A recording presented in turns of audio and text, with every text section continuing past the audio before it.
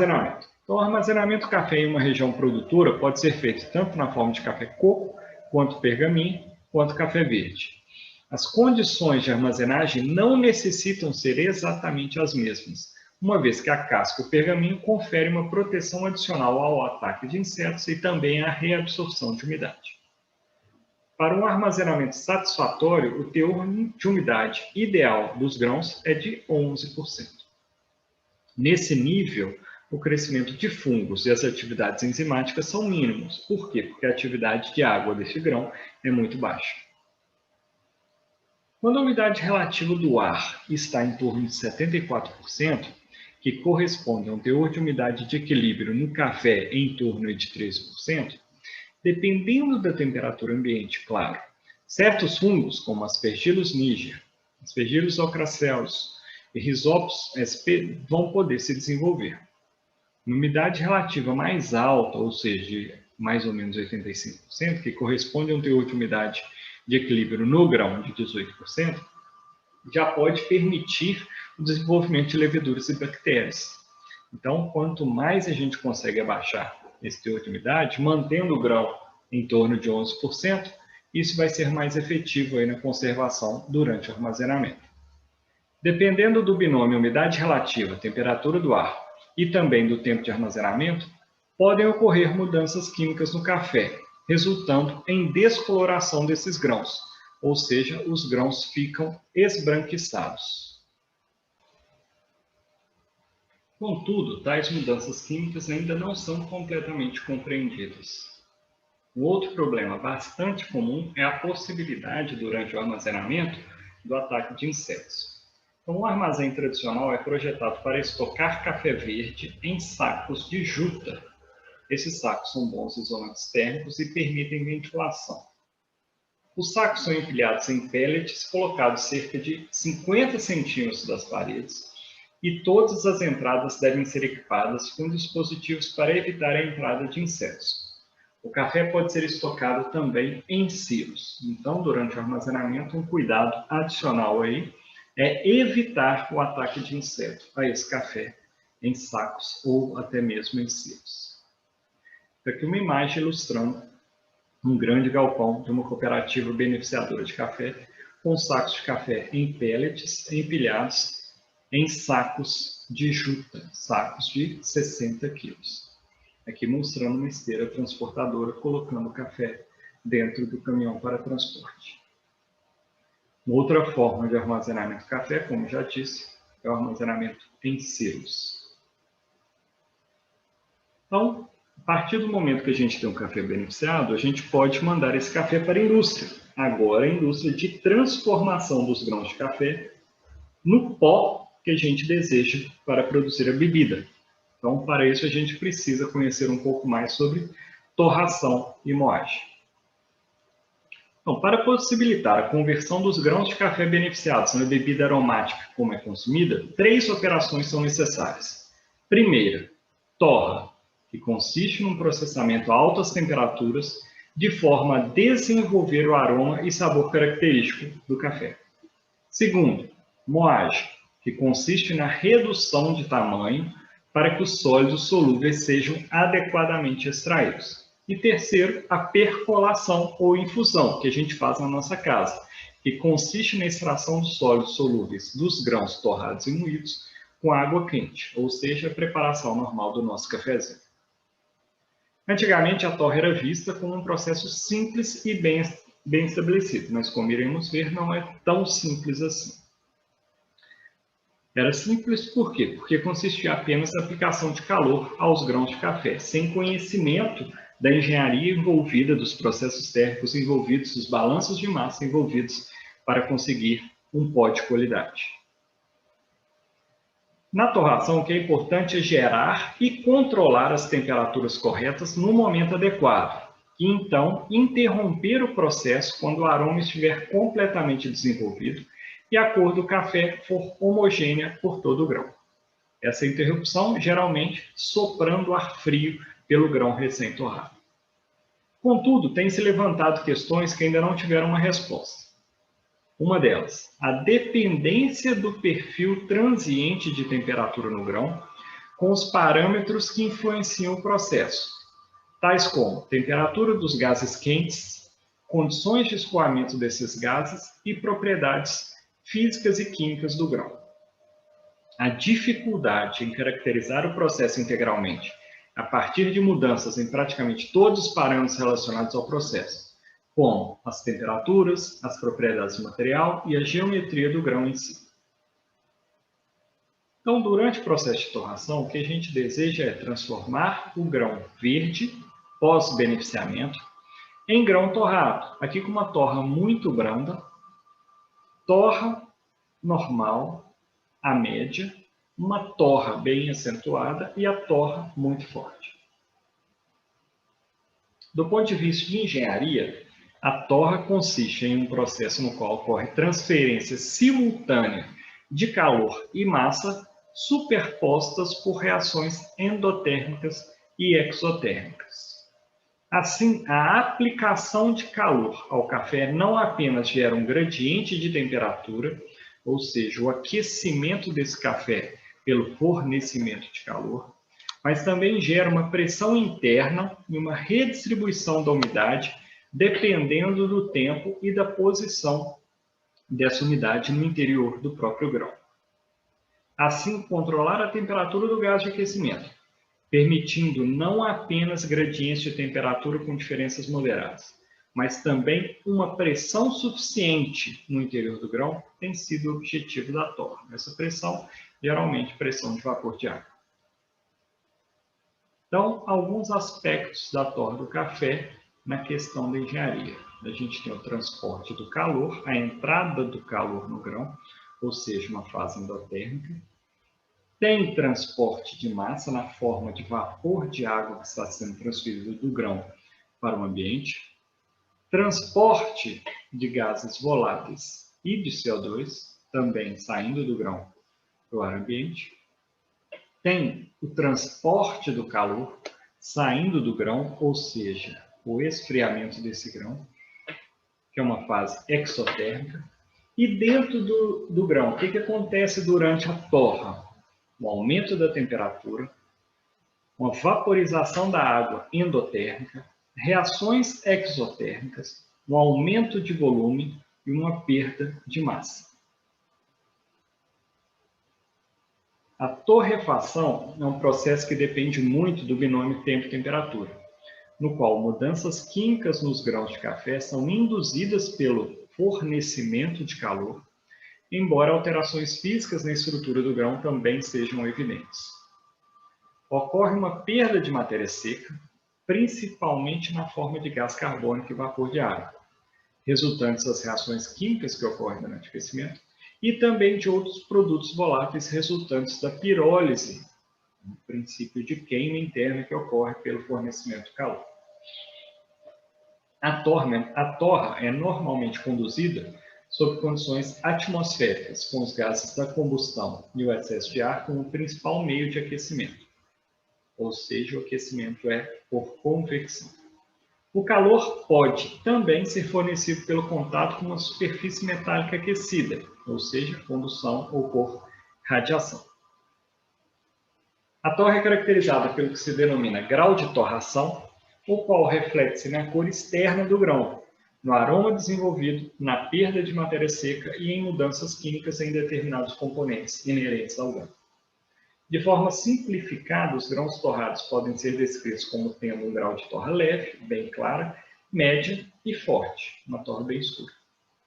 Além do grau de torra, a torra também pode ser caracterizada pela velocidade da torra, como uma torra rápida, conduzida em poucos minutos ou até menos de um minuto, isso, claro, conseguindo apenas com altas temperaturas, uma torra lenta, de 12 a 15 minutos, e uma torra intermediária, de 5 a 8 minutos, torra lenta, ou seja, temperatura mais baixa.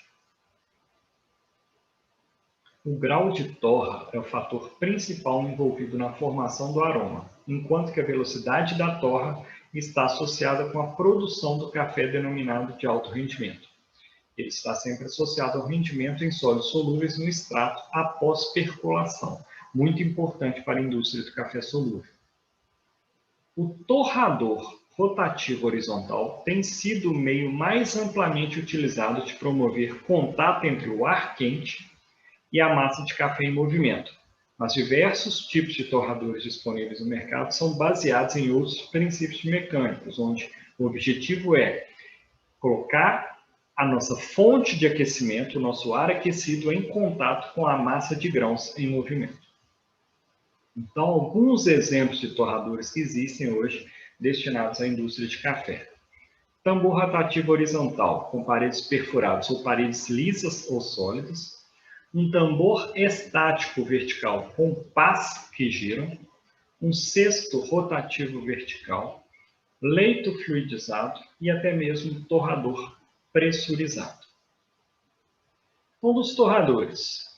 Torradores de tambor rotativo podem ser tanto em batelada quanto contínuos, enquanto que torradores de tambor vertical e de cesto são normalmente em batelada. Torradores de leito fluidizado geralmente operam em batelada, mas projetos recentes desses tipos de torradores já podem operar em modo contínuo. Todos os torradores devem dispor de um sistema de resfriamento para resfriar o grão de café imediatamente após ele ter atingido o nível desejado de torra após a temperatura ambiente. Normalmente, isso é feito pelo contato íntimo dos grãos recém-torrados adequadamente com ar frio. Alguns torradores também pulverizam gotículas de água junto com ar frio para acelerar o processo, o chamado resfriamento evaporativo, porque sabemos que pequenas gotículas de água em contato com uma superfície quente irão roubar calor mais rapidamente. Então, o que a gente tem nos torradores normais? A gente tem um cilindro, onde esse cilindro gira bastante, tem uma fonte de ar aquecida aqui dentro, que vai mantendo essa massa aquecida até torra. E aqui a gente tem um soprador, onde esses grãos são destinados para ser soprados aqui e resfriados. Os gases quentes usados na torra podem passar no equipamento em um único passo, ou seja, servem para aquecer a massa de grãos torrando-as e liberados, ou podem ser recirculados, acarretando em vantagens na taxa de transferência de calor e na economia energética do processo. Lembrando sempre que a recirculação quer dizer também que umidades pode estar sendo novamente reincorporada no processo. Esses métodos estão associados com a necessidade de reduzir os níveis de substâncias orgânicas voláteis na fumaça que sai da chaminé do torrador para a atmosfera. Então, pessoal, ilustro para vocês agora alguns vídeos de torradores de café. Um abraço.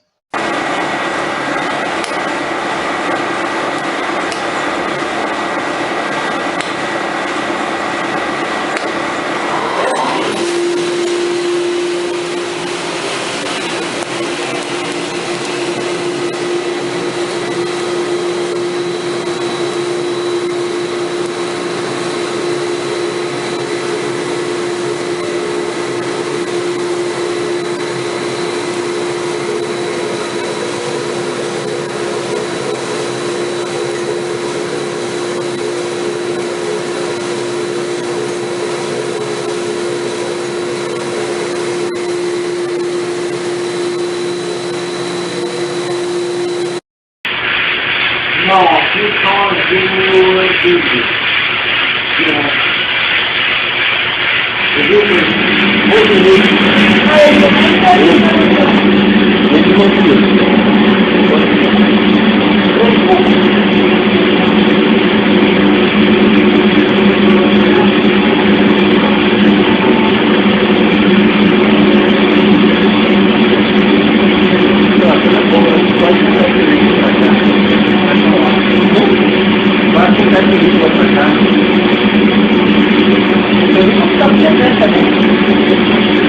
Vocês têm aqui no lateral, na mão pra cima fica mais,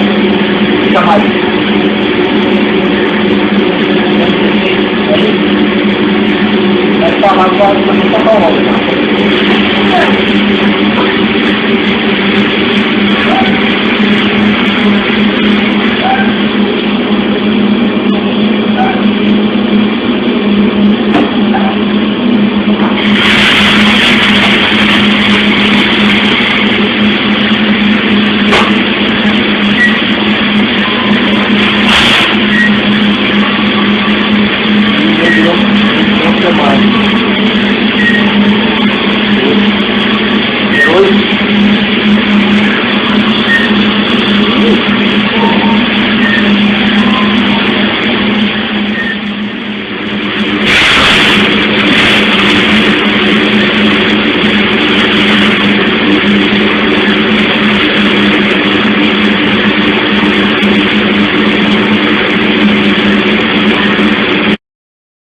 café produzido em Cachoeiro de Itapemirim passará agora a ser reconhecido pela qualidade e pelo sabor apurado. A classificação e degustação aconteceu esta semana. Nossos degustadores e classificadores de café, inclusive nós estamos aqui com uma equipe, né, colaboradora de outros municípios, eles estão fazendo a segunda etapa da classificação do café, na verdade uma reclassificação. Das primeiras amostragens feitas, nós retiramos as melhores e agora estão fazendo essa segunda classificação para identificarmos, sim, os melhores cafés produzidos no município de Cachoeiro. As amostras de café são identificadas apenas por códigos, tudo para garantir o sigilo dos cafeicultores e para a segurança do processo. Eu estou incumbido da parte de coordenação do concurso, de toda a parte de coleta das amostras, da codificação, até igual vocês podem ver, para não haver nenhuma tendência de resultados, para ter nenhuma possibilidade de manipulação de resultados. Só eu apenas sei qual é o café que está sendo provado, eles ali não sabem, eles só sabem qual café que é, se é Conilon, se é arábica, e depois que eles fazem a avaliação, que eu vou saber quem são os primeiros colocados, o primeiro, segundo e terceiro. Essa atividade de degustador e classificador de café depende de fazer um curso, de conhecer bem o que é o café, e o Tássio vai nos explicar. Primeiramente, tem que entender muito de café, fazer um curso para poder fazer uma degustação e classificação, né, Tássio? Com certeza. É um trabalho que a gente tem que ter bastante treinamento, bastante prática no dia a dia para estar fazendo esse trabalho de análise, porque aqui a gente vai estar avaliando todas as características do café, buscando os pontos positivos do café, como um aroma positivo, uma fragrância perfeita de um café, buscando algum diferencial, como doçura, acidez, alguns compostos como salinidade também, a gente avalia nos cafés, no caso a avaliação do café Conilon. A gente também fez aqui a avaliação do arábica e também buscando alguns defeitos que são provocados lá na propriedade, onde o produtor às vezes não tem um cuidado tão aprimorado com o café. O café pode ter fermentado, algum gosto que vem aí comprometer a qualidade final do café aqui. Bom, vamos falar também com o Rondinelli. Rondinelli, tem uma temperatura certa para a água ser colocada aqui? Primeiro vocês avaliam o café seco, depois é que ele é submetido à água quente, é isso mesmo? É correto, tem uma série de fatores que a gente acompanha. Inicialmente é 10 gramas de pó para cada 100 ml de água, que está aqui na xícara. E depois a água em torno de 93 graus, a gente adiciona a água. Agora a gente só está limpando, né, tirando essa borra, porque senão a gente vai engasgar na hora de estar provando, estar degustando o café. Para daqui a pouquinho, chegando na temperatura de uns 50 graus, a gente vai estar iniciando a degustação. Após esta reclassificação, o café de Cachoeiro de Itapemirim está pronto para competir em igualdade com as melhores marcas do mundo. A principal característica é o café estar isento de alguns defeitos, né, no pós-colheita, né, que é a fermentação, que é um gosto de terra, gosto de fumaça, que isso para o mercado não é aceitável, esses defeitos. Isso tudo vocês conseguem perceber? A gente consegue identificar aqui na xícara, tá? Mas na fase de classificação final aqui, a gente só está classificando os excelentes cafés. Então nós estamos buscando as melhores características, porque os defeitos eles já foram eliminados. Sexta-feira da semana seguinte, na comunidade do Jacu, na quadra da comunidade do Jacu, nós faremos a premiação do nosso concurso de qualidade de café desse ano de 2012, onde premiaremos os melhores cafés Conilon e os melhores cafés do tipo arábica.